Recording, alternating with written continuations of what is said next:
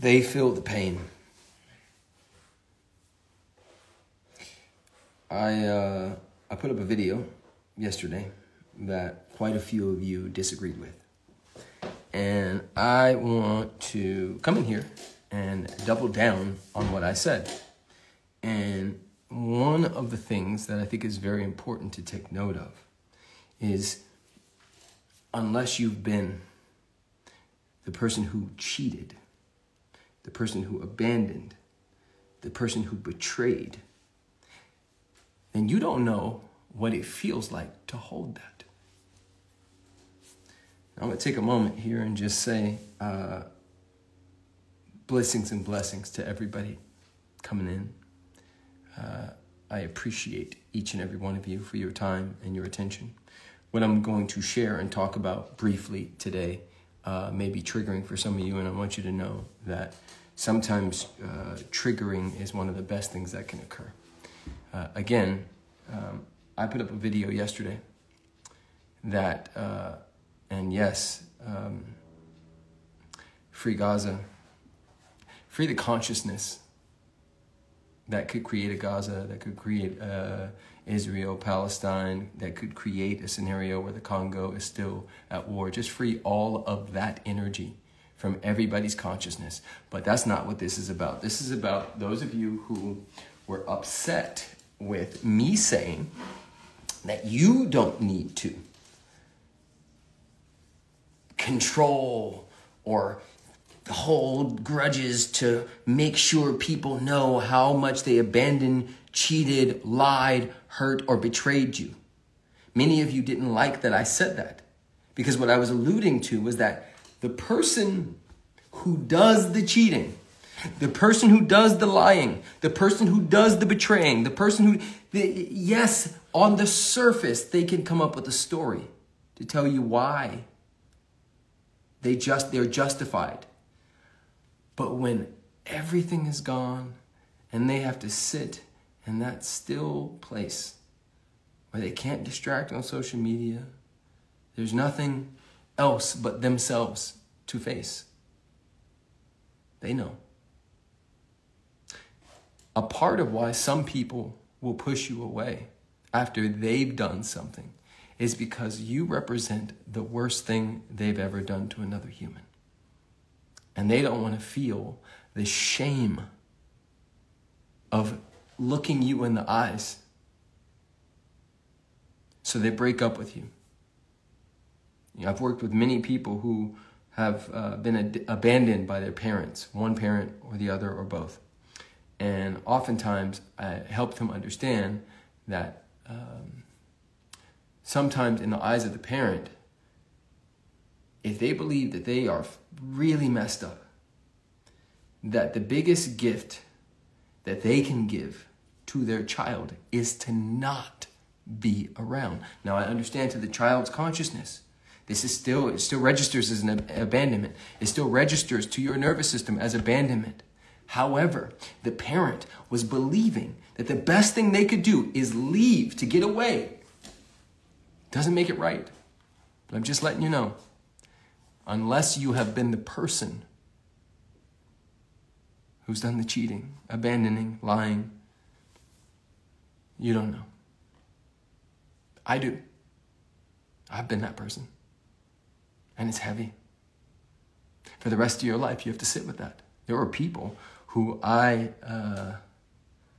cheated on. Girlfriends that I cheated on. 20 years ago. That still doesn't sit well with me. There are white lies and stories and things that I've made up 15 years ago. And I'm still doing my best to clean up. You know, one of the reasons why a lot of people drink a lot or do drugs or party all the time is they're trying to run from themselves. They're trying to run from the shame spiral when things get quiet and it's just them. And so they go to the drugs, they go to the alcohol to try to cover it up. So whether you've done the work or not, you feel it. It just depends on how you operate after the feeling, right? I've done this work for a very long time, so I can notice the shame or the nervous system response to seeing one of my ex-girlfriends on Instagram or something like that and go, I was not a good human, not as good as I could have been to her. I can think, my father has passed away now, and I can look at that and look at our relationship and go, there was a lot that I did do, and there's a lot of places where I didn't go. And so I'll never be able to clean that up on this side. But I can clean it up inside of my consciousness. I can notice and recognize that and learn from it. Again, I know you guys are mad at me and you want it to be true that some people are just psychopaths and narcissistic. And yeah, some people are, but most people aren't. Most people aren't.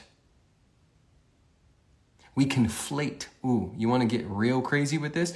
We conflate sometimes on the victim side because there's a comfort. The pain body has become comfortable with being the victim. And so on the side of the person who got cheated on or abandoned, that person may never let it go. Not because it should be held forever, but because there's a payoff from being a victim. There's a payoff from getting the sympathy. I don't have to go after my career if I'm cheated on. I don't have to go after this if I'm the person who got abandoned by his mom or dad. Hear me. It takes two hands to clap.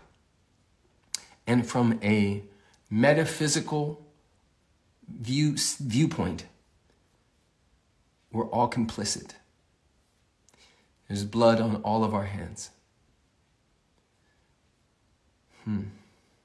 Take this even further.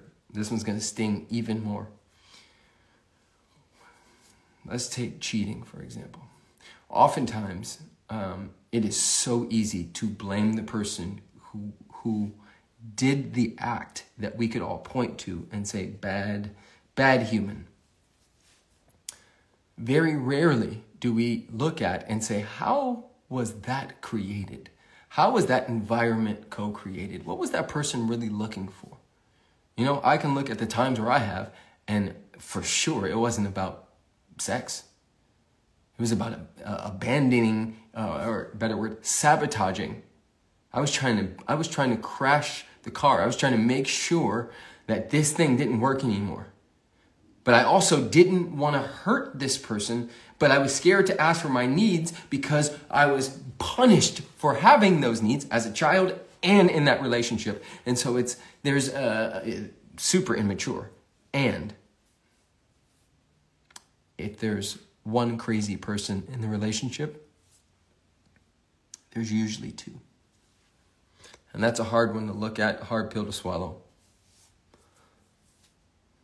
So, love you all. Hope you are having a beautiful day wherever you are. I am in my wife's office getting some work done, writing my book that will be out in August. Peace and blessings. I love you all. See you next time.